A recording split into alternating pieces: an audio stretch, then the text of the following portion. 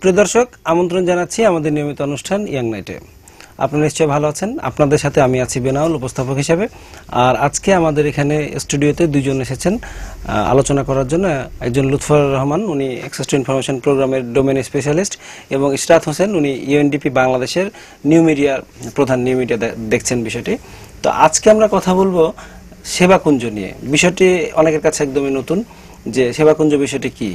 এটা হচ্ছে এক ধরনের সার্ভিস পোর্টাল, যে আপনি সরকারের যত ধরনের সার্ভিস আপনি পান বা আপনার দরকার হয়, সেগুলো পাওয়ার জন্য আপনাকে বিভিন্ন ওয়েবসাইটে বিভিন্ন জায়গায় ছোটাছুটি করতে হয়, অ্যাটলিস্ট কিভাবে পাওয়া যাবে সেটা জানার জন্য।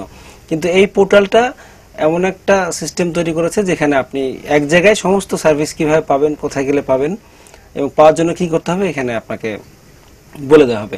পাশাপাশি একটা ফর্মস পোর্টাল নামে একটি পোর্টাল উদ্বোধন করা হয়েছে, চালু করা হয়েছে। এখান থেকে আপনি সরকারি সমস্ত ফর্ম, মোটামুটি এখন 1000-এর উপরে ফর্ম আছে, যেগুলো আপনি অন্তত ডাউনলোড করে ব্যবহার করতে পারবেন। তো এই দুটো কাজ হয়েছে গত একদিন আগে সোশ্যাল গুড সামিট 2014 উপলক্ষে। তো সোশ্যাল গুড সামিট কি এবং এই ফর্ম বা এই সার্ভিস পোর্টাল কি, আসলে কিভাবে আপনাকে উপকৃত করবে সে বিষয়ে আমরা কথা বলবো। আর আপনি চাইলে আমাদের সাথে যোগ দিতে পারেন। আপনাকে যেন ফোন করতে হবে। আমাদের ফোন নম্বরগুলো হচ্ছে 81892147 থেকে 7 পর্যন্ত। আপনি চাইলে আমাদের ফেসবুক পেজে ইয়াং নাইটে প্রশ্ন করতে পারেন। তো আমরা শুরু করি। আপনাদের দুজনকে প্রথমে স্বাগত এবং ধন্যবাদ জানাচ্ছি আমাদের সময় দেওয়ার জন্য। আচ্ছা, প্রথমে ইশরাত, আপনার কাছে জানতে চাইবো যে আমি বলছিলাম যে সোশ্যাল গুড সামিট 2014, তো আপনি যদি খুব সংক্ষেপে একটু আমাদের বলেন দর্শকদের যে বিষয়টা আসলে কি এবং কেন এটা। সোশ্যাল গুড সামিট প্রথমে লঞ্চ করা হয় 2010 সালে। ইউনাইটেড নেশনস ফাউন্ডেশন তারা এটা লঞ্চ করে, এবং 2012 সালে আপনার ইউএনডিপি এটাতে ইনভলভ হয়। সোশ্যাল গুড সামিট একটা সামিট যেটা একটা প্ল্যাটফর্ম ক্রিয়েট করে। যখন আপনার ইউএনডিপির ইউনাইটেড নেশনসের যখন জেনারেল অ্যাসেম্বলি হয়, তার পাশাপাশি যখন বিশ্বর নেতারা মানে প্রেসিং যে ইস্যুসগুলো নিয়ে কথা বলেন ইউএন অ্যাসেম্বলিতে, তার পাশাপাশি একটা ওপেন প্ল্যাটফর্মে মানে সাধারণ মানুষের সাথে একটা ইন্টারাকশনের ব্যবস্থা, তখন সোশ্যাল গুড সামিটটা এই একটা কেন্দ্র বিন্দুতে আপনার এটা নিয়ে কথা বলা হয় যে কিভাবে নিউ মিডিয়া, ডিজিটাল টেকনোলজি এবং সোশ্যাল মিডিয়া এই বিষয়গুলোকে ব্যবহার করে কিভাবে মানুষের কল্যাণ করা যায়, আরো কিভাবে এই পৃথিবীকে একটা নতুন কিছু দেওয়া যায়, একটা তৈরি করা যায়। এই ভাবনাটাকে কেন্দ্রে রেখে সোশ্যাল গুড সামিটের আপনার সূচনা হয় 2012 সাল থেকে। বাংলাদেশ 2013 সালে পৃথিবীর সবচেয়ে বড় সোশ্যাল গুড সামিট অর্গানাইজ করে, যেখানে 30,000 লোক আমরা রিচ করেছি, এবং এই বছর আমরা আবার এটা সফলভাবে অর্গানাইজ করেছি। এটা আমরা দেখেছি যে সেপ্টেম্বর মাসে হয়, এটা কেন? ইউএন জেনারেল অ্যাসেম্বলি সময় সেপ্টেম্বর মাস, যেহেতু এটা একটা সবচেয়ে ইউএন এর সবচেয়ে ইম্পর্টেন্ট একটা সময়, সবচেয়ে কি ডিসিশনস গুলো এই সময় নেওয়া হয়, যাতে যেখানে যে বিষয়গুলো নিয়ে ইউএন জেনারেল অ্যাসেম্বলিতে কথা বলা হচ্ছে সেই বিষয়গুলো একটা রিফ্লেকশন যেন থাকে, এবং সেখানে যাতে নিউ মিডিয়া ব্যবহার করে সাধারণ মানুষ, ব্লগার্স, অনলাইন অ্যাক্টিভিস্টস এবং নিউ মিডিয়ায় যাতে ডিজিটালি কানেক্টেড যে জেনারেশন, তারা যাতে এটাতে পার্টিসিপেট করতে পারে, সেই জন্য এটার সাথে একটা কোঅর্ডিনেশন করে করা হয়। এইবারের এই সামিটের সবচেয়ে বড় আকর্ষণ কি এই বাংলাদেশে? বাংলাদেশের জন্য আমি বলবো এবার অবশ্যই আকর্ষণ ছিল আপনার সার্ভিস পোর্টাল এবং ফর্মস পোর্টালের সাথে একটা, যেটা নিয়ে আজকে কথা বলবো আমরা। জি, যে এটা আমরা একই প্ল্যাটফর্মে দুটো প্রোগ্রাম করেছি, এবং এটা খুবই রেলেভেন্ট, যেহেতু সোশ্যাল মিডিয়া আসলে new media, digital technology, innovation এই সমস্ত প্রমোট করে, এবং এগুলো যারা ব্যবহার করে স্পেশালি ইয়াং পিপল, তাদের মাধ্যমে পরিবর্তন আনা কিভাবে সম্ভব এই বিষয়ে কাজ করে। সো সার্ভিস পোর্টাল এবং ফর্মস পোর্টাল লঞ্চ একটা খুবই সিগনিফিকেন্ট এবং খুব মানে প্রয়োজনীয় একটা বিষয় ছিল আমাদের সাথে এটা জয়েন্টলি অর্গানাইজ করা। Thank you. আমি আপনার কাছে যাব যে সার্ভিস পোর্টাল তৈরির একদম প্রথম থেকে আপনি কাজ করছেন, তো আপনার কাছে যাওয়ার আগে আমরা ছোট্ট একটা ভিডিও দেখে আসি। ভিডিও দেখে আমার মনে হয় বিষয়টা একটু পরিষ্কার হওয়া সম্ভব, তারপরে আপনার সাথে কথা বলবো। আমরা ভিডিওটা দেখবো একটু।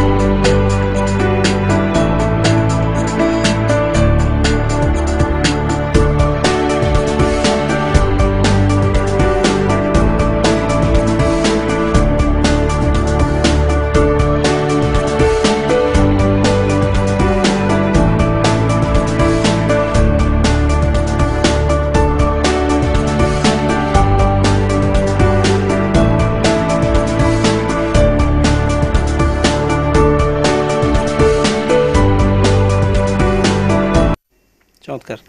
এই যে দেখলাম যে অনেক কিছু গভর্নমেন্টের অনেক ধরনের সার্ভিসের মনে হচ্ছে একটা জায়গায় গিয়ে পাওয়া, তো এইটা একটু যদি আপনি আপনার মতো করে বলেন যে কি আছে আসলে এটা? সরকারি সেবাসমূহ নাগরিকগণ যাতে সহজেই গ্রহণ করতে পারে সেজন্যই ফর্মস পোর্টাল এবং সার্ভিস পোর্টাল সেবাকুঞ্জ তৈরি করা হয়েছে।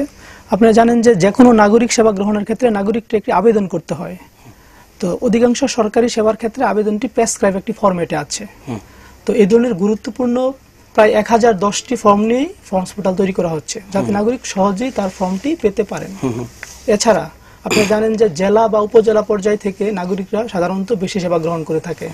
তো জেলা বা উপজেলা পর্যায়ে এই ধরনের 36টি মন্ত্রণালয় অধিদপ্তরের সেবাসমূহকে নিয়ে সেবাকুঞ্জ তৈরি করা হয়েছে, যেখানে প্রায় 4 শতাধিক সেবার বিস্তারিত বিবরণ দেওয়া আছে এবং এই সেবাগুলিকে ধরন অনুসারে, খাত অনুসারে, মন্ত্রণালয় অনুসারে বিভাজন করা হয়েছে, যাতে জনগণ সহজেই এটিকে খুঁজে পায়। আচ্ছা, তার মানে একটা জিনিস বলা হচ্ছে যে সেবাকুঞ্জে আমরা যদি দেখতে পাচ্ছি, যে দেখি যে সেবাকুঞ্জে আপনার কৃষি, মৎস্য, প্রাণী, নিরাপত্তা এবং যতগুলো ধরনের সরকারি সার্ভিস আছে, একটা জায়গায় গেলে আমরা ওখানে জানতে পারবো যে কিভাবে পাওয়া যায়, তারপর পেতে গেলে কি কি করা লাগবে।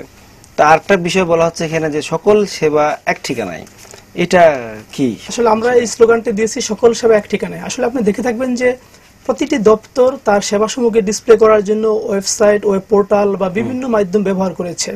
তো আমি যদি একজন নাগরিক হই, তাহলে আমার জন্য এরকম 50টি বা 100টি অফিসের ওয়েব অ্যাড্রেস মনে রাখা আমার জন্য কঠিন, ইউআরএল মনে রাখা কঠিন। আমি জনগণ হিসেবে কি চাই? আমি একজন সাধারণ নাগরিক হিসেবে আমি চাই যে রাষ্ট্র আমাকে কি কি সেবা দিচ্ছে, আমি রাষ্ট্রের কাছে কি কি সেবা পাবো। তো আমরা এই ধরনের সকল মন্ত্রণালয় বা বিভাগের সেবাসমূহকে এক জায়গায় যাতে জনগণ দেখতে পারে, তার সকল তথ্য এক জায়গায় জানতে পারে, সেই জন্য আমরা এক জায়গাতে নিয়ে আসছি। এই কারণে আমাদের স্লোগানটি সকল সেবা এক ঠিকানায়। মানে একটা ঠিকানা যদি আমি জানি, তাহলে আমরা যেটাকে বলি যে সিঙ্গেল অ্যাক্সেস পয়েন্ট, যে আমি একটা জায়গা একটি ওয়েব অ্যাড্রেস জানবো, এই এক জায়গা থেকে আমি আমার দরকারি সকল সেবার ইনফরমেশন পাবো। আচ্ছা, তার মানে এটাকে এক ধরনের বলা যেতে পারে, চাবি বলা যেতে পারে গভর্নমেন্টের বিভিন্ন ধরনের সার্ভিস পাওয়ার জন্য, যে এইখানে ঢুকলে আমি সবকিছু পেয়ে যাবো একটা জায়গায়, জানতে পারবো, আমাকে বিভিন্ন জায়গায় যেতে হবে, এক জায়গাতে সে সকল সেবার তথ্যাবলী সেখানে পেতে পারছে। আচ্ছা, আমি এটা নিয়ে আরো ডিটেল কথা বলবো, আমি ইশরাতের কাছে আবার যাবো। সেটা হচ্ছে যে এই যে আয়োজন করা হলো বাংলাদেশের থেকে, গত বছর করা হয়েছে বা তার আগের বছর, আবার এই বছর আয়োজন করা হয়েছে, তো এটা কি শুধু বাংলাদেশে আয়োজন করা হয় নাকি বাইরের দেশে কিরকম অবস্থা? আপনি বলছিলেন গত বছর আমরা ফার্স্ট হয়েছি। জি, 30,000 লোক আমরা গত বছর রিচ করেছি, সামনাসামনি ছিল, এবং বাকিটা আমরা করেছি অনলাইনের থ্রুতে। এই বছরে বিশ্বে 61টি দেশে এটা অর্গানাইজ করা হয়েছে। কোনো দেশে আপনার মাল্টিপল পয়েন্টসে করা হয়েছে, যেমন বাংলাদেশে আমরা শুধুমাত্র ঢাকায় করেছি, বাট অন্যান্য দেশ 2-3টা শহরে করেছে। আর এটার পেছনে আছে হচ্ছে UNDP country office. So UNDP country office আপনার প্রত্যেকটি দেশে সবাইকে ইনভাইট করা হয়েছিল পার্টিসিপেট করার জন্য। 61টি দেশ শেষ পর্যন্ত পার্টিসিপেট করেছে যে কান্ট্রি অফিসের থ্রুতে, এবং সেই সমস্ত দেশে তারা এই সামিট অর্গানাইজ করতে পেরেছে। আমরা করেছি গত 21শে সেপ্টেম্বর রবিবার, কোনো দেশ আজকে করেছে 22শে সেপ্টেম্বর। মানে কি 24 তারিখের মধ্যেই করা হয়? না, 2টো দিন, 22 এবং 21, এই 2 দিনের মধ্যে যে কোনো একদিন। এবং এটার সাথে একটা অ্যালাইনমেন্ট আছে নিউ ইয়র্কের যে সামিট, নিউ ইয়র্কে পরপর 2 দিন হচ্ছে এটা, 21 এবং 22, ওটার সাথে অ্যালাইনমেন্ট করে আমরা বিশ্বের সবখানে যার যেভাবে সুবিধা সে সেভাবে করছে। তো এই যে আপনার ঢাকায় যেটা হলো, যে সামিটটা হলো, তো নিউ ইয়র্কের লোকজন কি বা যারা পলিসি মেকার, তারা কি কোনোভাবে এটা দেখেছেন বা কোনো দেখার কোনো সুযোগ ছিল কিনা? খুব গুরুত্বপূর্ণ একটা কথা বলেছেন আপনি। আমরা সোশ্যাল গুড সামিট এই বছর, আমরা গত বছরও আমরা করেছি, এই বছরও করেছি, লাইভ স্ট্রিমিং করেছি আমরা, ওয়েবকাস্টিং, এবং কনস্ট্যান্টলি আমরা টুইটার এবং ফেসবুকের মাধ্যমে এটাকে আমরা কনস্ট্যান্ট আপডেট দিয়েছি ডিউরিং দ্য সামিট। এবং এই আমাদের যে লাইভ স্ট্রিমিং, এটাকে আমরা কানেক্ট করেছি নিউ ইয়র্কের যে সেন্ট্রাল পোর্টাল সেটার সাথে। সো যখন আমাদের এখান থেকে লাইভ এটা স্ট্রিম হচ্ছিল, তখন নিউ ইয়র্কেরও তাদের যে চ্যানেলগুলো আছে সেগুলোর মাধ্যমে তারাও দেখতে পেয়েছেন। সো এটা একটা গ্লোবালি অনেক দেশেই এটা একসাথে প্রচার হয়েছে এবং মানুষকে রিচ করতে পেরেছে। তো এই যে গুড সামিটের মাধ্যমে আমরা সার্ভিস পোর্টাল বা সেবাকুঞ্জ যেটা এবং ফর্মস পোর্টাল দুটো লঞ্চ হলো, এবং একটা বড় বড় ঘটনা যে হয়তো আমরা যদি স্থানীয়ভাবে এটা উদ্বোধন করতাম বা চালু করতাম, বাংলাদেশ যদি এটা করতো বাংলাদেশ সরকার, তাহলে হয়তো সেইভাবে সারা বিশ্বের লোকজনের কাছে হয়তো এভাবে রিচ করতো না, বা যদিও তাদের বিষয়টি নিয়ে এত ভাবার দরকার নাই বা কি হলো না হলো, কিন্তু তারা যেহেতু সারা বিশ্বের ভালো কাজগুলোকে নিয়ে ভাবে বা চিন্তা করে, সেহেতু এটা খুবই গুরুত্বপূর্ণ মনে হচ্ছে আমার কাছে। তো এখন তাদের কাছে গুরুত্বপূর্ণ, আমাদের কাছে গুরুত্বপূর্ণ, কিন্তু একজন সাধারণ মানুষ তার কাছে কেন গুরুত্বপূর্ণ এটা? সাধারণ নাগরিক কাছে এই কারণে গুরুত্বপূর্ণ যে সাধারণত ভাবে যে সরকারি সেবা আমি কোথায় পাবো, কার কাছে পাবো, এবং সেটার জন্য কি কি লাগবে। একজন নাগরিক যখন একটি সরকারি সেবার জন্য কোথাও যাবে, তার সর্বপ্রথম তার মনের মধ্যে আসে যে এই সেবাটি আমি কোন অফিসে গেলে পাবো, কার কাছে পাবো, এবং এইটার জন্য কি কি কাগজপত্র লাগবে, কত টাকা ফি লাগবে, এবং কত হয়রানি হবে সেটাও সে হিসাব করে, এই হিসাবগুলি সে করে। তো এখন আমাদের এই সেবাকুঞ্জে প্রত্যেকটা সেবার জন্য একটি সেবা প্রোফাইল তৈরি আছে। সেবা প্রোফাইলে ওই সেবাটি কোন অফিস দেয় সেটার বিস্তারিত বিবরণ আছে, এটার জন্য দায়িত্বপ্রাপ্ত কর্মকর্তা বা কর্মচারীকে সেটার বিবরণ দেওয়া আছে, সেটার জন্য কত টাকা খরচ লাগবে, সরকারি ফি যেগুলি নির্ধারিত করা আছে সেগুলো লাগবে, যদি বিনামূল্য হয় তাহলে বিনামূল্যে উল্লেখ করা আছে, এবং সেটা কত দিনের মধ্যে সম্ভাব্য সময়টা উল্লেখ করা আছে, এবং এই সেবাটি পাওয়ার জন্য তার কি কি শর্ত আছে এবং কি কি কাগজপত্র আছে সেগুলি বিস্তারিত বিবরণ দেওয়া আছে।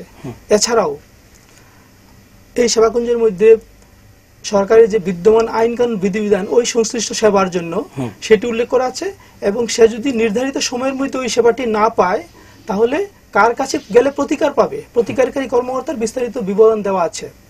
তো আমরা মনে করি যে এই ধরনের ইনফরমেশন যদি নাগরিক জানতে পারে তাহলে তার সেবা গ্রহণের ক্ষেত্রে অনেক সুবিধা হবে।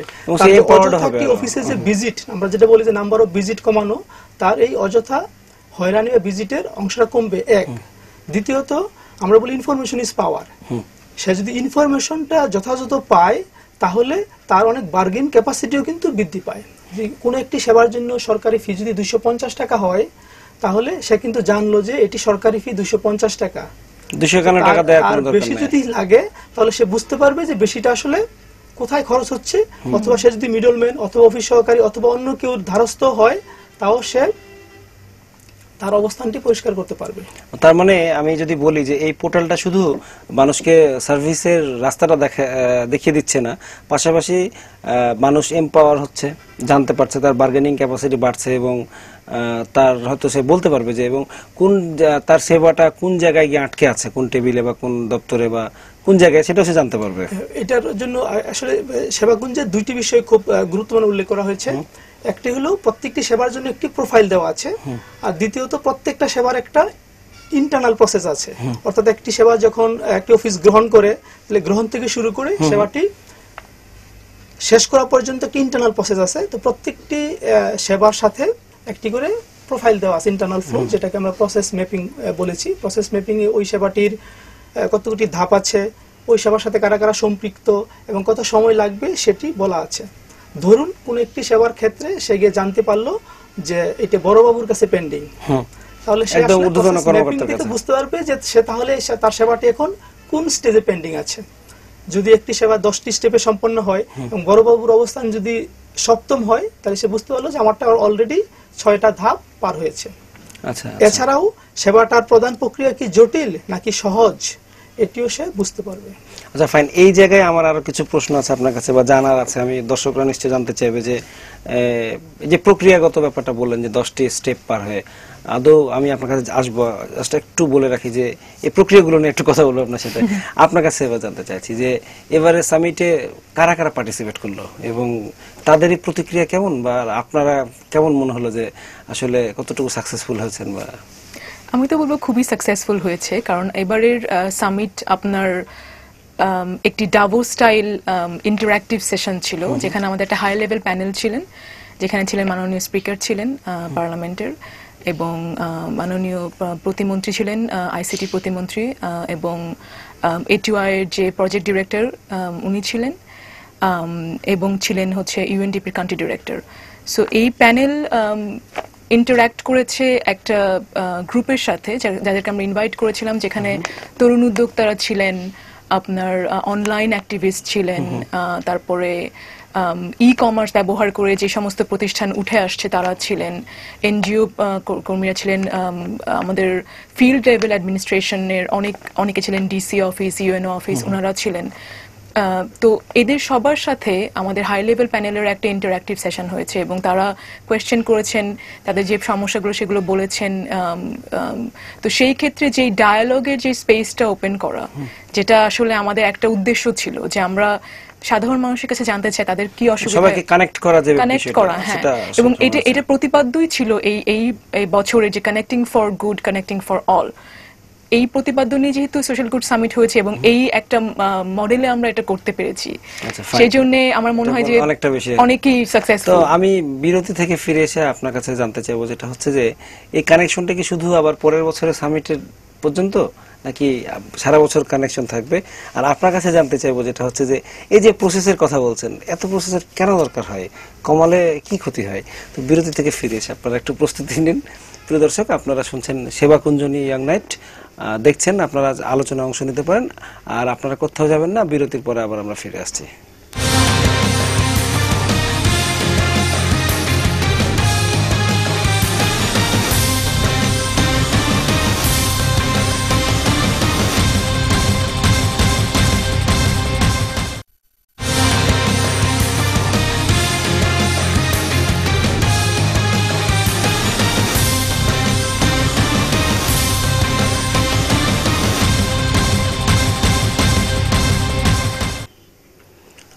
বিরতির পর আবার আমন্ত্রণ জানাচ্ছি। প্রিয় দর্শক, আপনারা আছেন আমাদের সাথে, আর আমাদের সাথে দুজন গেস্ট আছেন, ইশরাত হোসেন, ইএনডিপি বাংলাদেশের হেড অফ নিউ মিডিয়া, এবং অ্যাক্সেস টু ইনফরমেশন প্রোগ্রামের ডোমেইন স্পেশালিস্ট লুৎফর রহমান।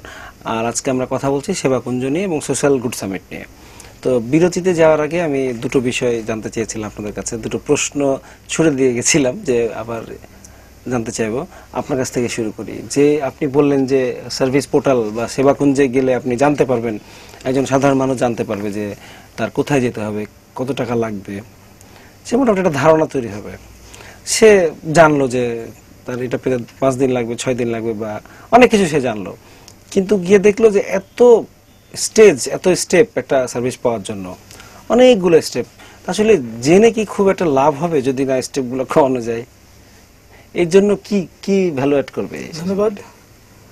আসলে আমরা যে কাজটি শুরু করেছি সেটি আসলে সেবা পদ্ধতি সহজীকরণের একটি প্রথম ধাপ আমরা আসলে শুরু করেছি, যে অ্যাটলিস্ট নাগরিকগণ যাতে সহজে ওই সেবার তথ্য পায়।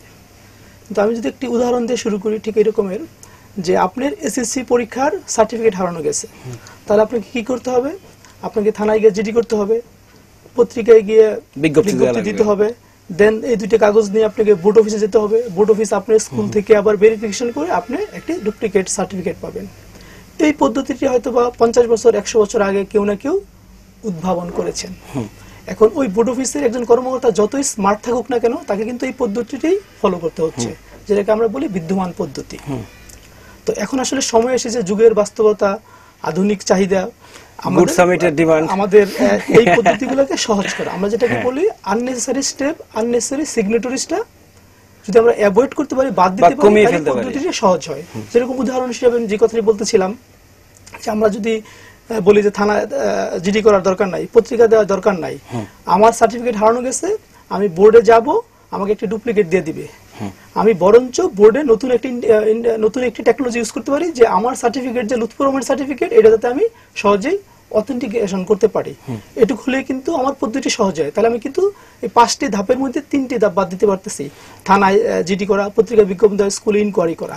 এমন হতে পারে যে 1 দিন বা 2 দিনের মধ্যে আমি পেয়ে যেতে পারি। এই যে পদ্ধতিগুলি, যে আপনি ডুপ্লিকেট পাবেন, বোর্ড হয়তো বা 2টা 5টা রেখে দিবে, আপনার কাছে ফি বেশি নিবে।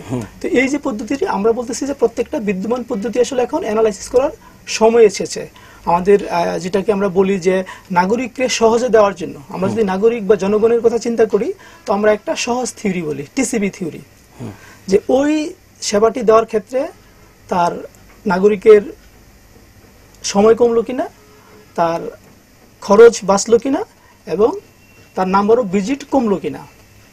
তো এই 3টির বিষয়ের উপরে ভিত্তি করে আমরা আননেসেসারি সিগনেটরি, আননেসেসারি স্টেপ, এগুলি প্রত্যেকটি সেবা যাতে বাদ দেওয়া যায় সেই বিষয়ে আমরা কাজ করতেছি। আপনি জেনে খুশি হবেন যে আমরা 36টি অধিদপ্তর নিয়ে সেবাকুঞ্জে যে কাজ করতেছিলাম। এখানে প্রত্যেকটি অধিদপ্তরের 3 জন এক্সপার্ট আমাদের সাথে কাজ করছেন। একজন উপজেলা লেভেলের অধিদপ্তর এক্সপার্ট, একজন জেলা লেভেলের এবং একজন অধিদপ্তর লেভেলের। তো এইভাবে প্রায় 120 জন এক্সপার্ট আমাদের সাথে কাজ করতেছে। মানে ধীরে ধীরে বিষয়গুলো আরো সহজ হয়ে যাবে। আমরা আস্তে আস্তে এই পদ্ধতিগুলি নিয়ে আমরা কাজ করব।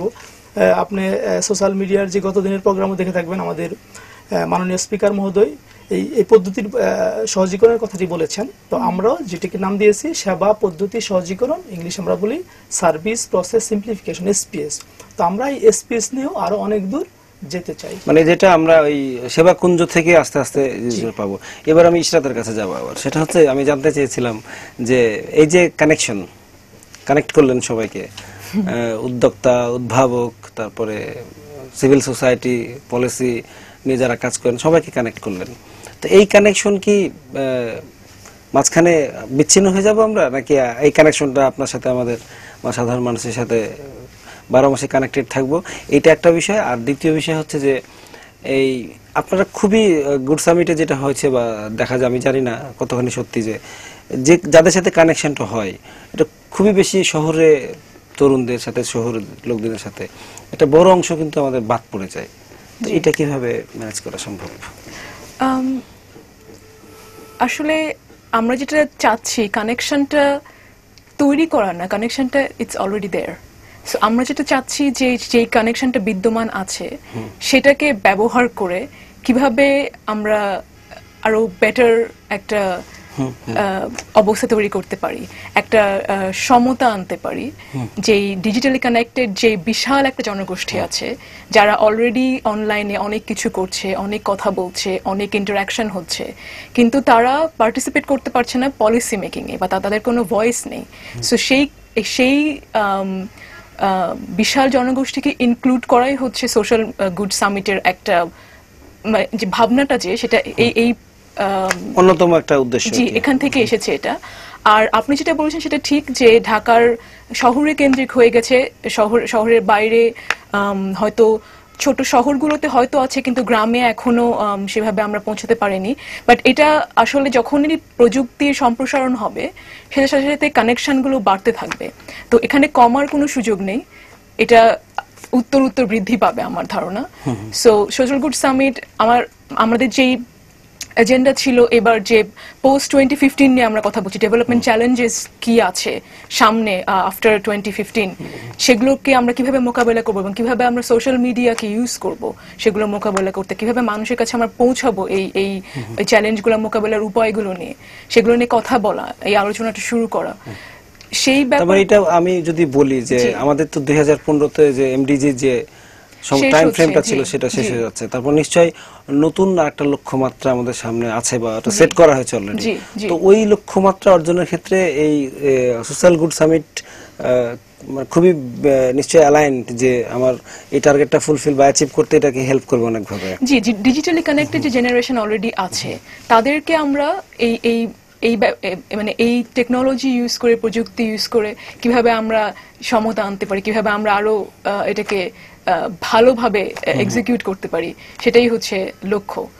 কারণ ইউএনডিপি বা অন্যান্য যে প্রতিষ্ঠানগুলো আছে তারা তো ফিল্ড লেভেলে কাজ করছেই, কিন্তু আমরা চাই না যে কেউই এখান থেকে বাইরে থাকুক, ইনক্লুসিভিটিটা বাড়াতে চাচ্ছি আমরা। তো এটাই মেইন উদ্দেশ্য। তার মানে আমরা হতাশ হওয়ার কিছু নাই, আমরা সব সময় কানেক্টেড ছিলাম, কানেক্টেড থাকবো, এবং আরো বৃদ্ধি পাবে আমাদের কানেকশন। আচ্ছা, এই যে জনগণকে কানেক্ট করলো আরো আবার নতুন করে আমাদের সেবাকুঞ্জ বা ফর্মস, তবে ফর্মস নিয়ে একটু যদি জানতে চাই যে এখান থেকে কি উপকার পাবে মানুষজন, যে ফর্মস আমি একটু যদি দেখে আসি ফর্মসের ইয়েটা, যে এখানে কি আছে আসলে আপনি একটু যদি বলেন। যেখানে 1010টি ফর্ম আমরা দেখতে পাচ্ছি, যে forms.gov.bd তে গেলে লোকজন ফর্মগুলো পাবে বিভিন্ন ক্যাটাগরিতে। আপনি একটু যদি সংক্ষেপে বলেন। এখানে 112টি মন্ত্রণালয় এবং অধিদপ্তর মিলে প্রায় 1010টি গুরুত্বপূর্ণ নাগরিক সেবার ফর্ম এখানে দেওয়া আছে। মানে ফর্ম কি সরকার আরো অনেক বেশি আছে? হ্যাঁ, সরকারি ফর্ম আরো অনেক বেশি আছে। আমরা আশা করতেছি যে পর্যায়ক্রমে আরো অনেক বৃদ্ধি পাবে। তবে নাগরিক কি পাবে? নাগরিক হলো তার যে কোনো একটা সেবা গ্রহণের ক্ষেত্রে সর্বপ্রথম পূর্ব শর্ত হলো একটি নির্দিষ্ট ফরম্যাটে আবেদন করা। সে প্রথমে এই আবেদনটি সেবাকুঞ্জে খুঁজে পাবে। এবং সেইটাকে ডাউনলোড করে পূরণ করে অফিসে সাবমিট করতে পারবে। এবং এতে থেকে তাকে তার একটি নাম্বার অফ ভিজিট কিন্তু তাৎক্ষণিকভাবে কমে গেল। সে অযথা কোনো অফিসে ঘোরাঘুরি করতে হলো না, অন্য জায়গায় যেতে হলো না, সব সহজেই সে এই ফর্মসটা পাবে। এবং এখানে ক্যাটাগরিক্যালি খুব সুন্দরভাবে বিভাজন করে দেওয়া আছে। এটা যদি আমি এখান থেকেই পূরণ করে পাঠিয়ে দিই তাহলে কেমন হয়? তাহলে তো আরো ভালো হয় যে আমার যেতে হচ্ছে না। আমাদের আপনারা জানেন যে সরকারিভাবে সার্ভিস সমূহ ই সার্ভিস রূপান্তর করার অনেক রকমের প্রক্রিয়া চলমান আছে। আমাদের যে লক্ষ্যমাত্রা আছে যে সরকারের যে ইউনিয়ন ডিজিটাল সেন্টার 4598টি, সেখান থেকে যাতে জনগণ সহজেই সেবাটা নিতে পারে, সেক্ষেত্রে বিভিন্ন মন্ত্রণালয় অধিদপ্তর কাজ করে যাচ্ছে যাতে করে তার বিদ্যমান সেবাকে সে ইলেকট্রনিক ওয়েতে দিতে পারে। এবং সেই ক্ষেত্রে কিন্তু তাকে আর হার্ড কপিও ডাউনলোড করতে হবে না, সে সরাসরি অনলাইনে সাবমিট করতে পারবে। এক। দ্বিতীয় হলো, আমরা সেবাকুঞ্জে যে তথ্যাবলীগুলি আছে, আপনারা জানেন যে এখন মোবাইল পেনিট্রেশন রেট বাংলাদেশে অত্যন্ত বেশি, সকলেই মোবাইল ইউজ করে এবং সরকারিভাবে একটি বাধ্যবাধকতা আছে যে সকল ফোনে বাংলা ব্যবহার করা, মোবাইল কোম্পানিগুলো কিপ্যাড থাকবে, কিপ্যাড বাংলায় থাকবে। তো সেইখানে আমরা সেবাকুঞ্জের উপরে একটা সেবাকুঞ্জ অ্যাপস তৈরি করতেছি, এটা যাতে আরো কাছাকাছি নিয়ে যাওয়া যায়, জনগণের আরো দূরগোড়ায় যেতে পারে, যাতে সে মোবাইলেই ইউজ করতে পারে এবং মোবাইল থেকে সেই তথ্যগুলো জানতে পারে, সেটা হয়তো তার জন্য আরো অনেক সুবিধা হবে। আচ্ছা, ফাইন। আমি মোটামুটি শেষ দিকে চলে আসছি। ইশরাতের কাছে শেষ মতো জানতে চাইবো যে খুবই গুরুত্বপূর্ণ একটা বিতর্কটা হচ্ছে যে সরকারি কর্মকর্তারা ফেসবুক বা সোশ্যাল মিডিয়া ব্যবহার করবেন কি করবেন না, কিভাবে করবেন, তো আসলে আদর্শ অবস্থাটা কেমন হওয়া উচিত, কি করা উচিত? আমার তো মনে হয় অবশ্যই ব্যবহার করা উচিত, কারণ ফেসবুককে আপনি এখনকার যুগে বসে ফেসবুক আপনি ইগনোর করতে পারেন না। ফেসবুকে যে ইন্টারঅ্যাকশন গুলো হচ্ছে সেগুলোকেও ইগনোর করার কোনো উপায় নেই। এবং সরকারি কর্মকর্তারা, আপনি হয়তো জানবেন যে অলরেডি ইউএনডিপি প্রমোট করেছে যে ফেসবুক পোর্টাল প্রত্যেকটি ডিসি অফিসের আছে, এবং আমাদের কাছে অনেক ভালো ভালো তথ্য এসেছে ডিসি অফিসের ফেসবুক পোর্টালে। তার মানে আপনি যেটা বলতে চাচ্ছেন যে এখান থেকে মানুষকে আরো সেবা দিতে গেলে সেবা তারা পাচ্ছেন এবং নিজেদের মধ্যে গতিতে পাচ্ছেন। এবং আপনার যে আমাদের কাছে যে সমস্ত ইনফরমেশন এসেছে যে ডিসি অফিসের ফেসবুক পেজে মানে কোনো মন্তব্য দেওয়ার পরে তারা সেটাকে তৎক্ষণাৎ ব্যবস্থা নিয়েছেন এবং সেটা তাদের কাজের গতি এবং বাড়িয়ে দিয়েছে। হ্যাঁ, গতি এবং আপনার কি বলে সেটাকে কোয়ালিটি বাড়িয়েছে। একদম শেষ, আপনার কাছে 15 সেকেন্ডের মধ্যে উত্তর পাবো, সেটা হচ্ছে যে একজন তরুণ কর্মকর্তা হিসেবে সরকারি আগামী 10 বছর পরে বাংলাদেশকে কোথায় দেখতে চান? খুবই সংক্ষেপে, যদি এটা সংক্ষেপে বলা সম্ভব না। ইউএন ই গভর্নমেন্ট রেডিনেস ইনডেক্সে আমরা উইদিন 20 এর মধ্যে থাকতে চাই 10 বছরের মধ্যে। এখন কোথায় আছি আমরা? এখন আমরা অনেক পিছনে আছি। আমরা উইদিন 10 ইয়ার্স আমরা 20 এর মধ্যে থাকতে চাই এবং 2021 সালের মধ্যে আমরা নিঃসন্দেহে 10 এর মধ্যে থাকতে চাই। অনেক অনেক ধন্যবাদ দুইজনকে। আপনাদের এই শুভকামনা পূরণ হোক, সফল হোক আপনাদের ইয়া। ধন্যবাদ আপনাকে। প্রিয় দর্শক, এতক্ষণ আপনারা সেবাকুঞ্জ নিয়ে কথা শুনলেন, সোশ্যাল গুড সামিট নিয়ে কথা শুনলেন। আপনারা নিশ্চয়ই সেবাকুঞ্জ ব্যবহার করবেন, সার্ভিস পোর্টাল ব্যবহার করবেন এবং নিজে ব্যবহার করবেন এবং অন্যদের বন্ধু বান্ধব যা সহকর্মী যারা আছে তাদেরকে এখানে ব্যবহার করতে উৎসাহিত করবেন। সবাইকে ধন্যবাদ।